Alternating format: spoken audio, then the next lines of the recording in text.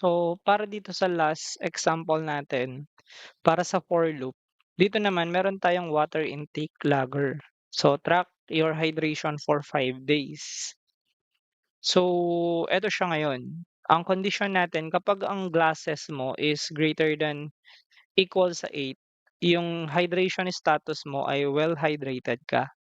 Kapag naman yung glasses mo is um, greater than equal to 4, so for example, 4 hanggang 7, almost there ang hydration status mo.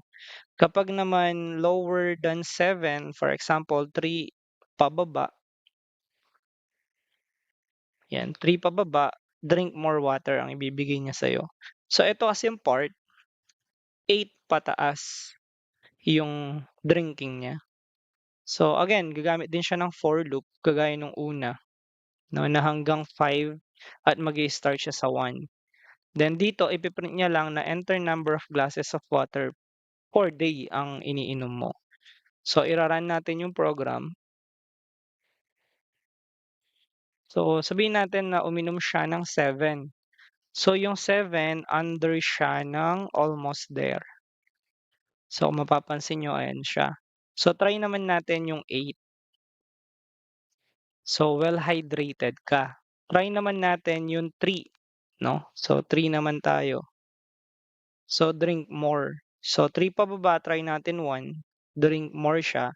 So ito yung last day natin kasi hanggang 5 lang yung sa for loop natin. Ayan.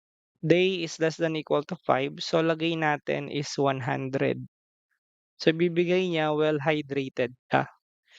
No? So hindi ka dehydrate kasi you are drinking 8 more than glasses a day. Okay? So yun yung part ng program na ito na tinatawag natin na water intake logger. So same lang, no, kung paano ginagamit yung for loop. For iteration lang yun ng ating program.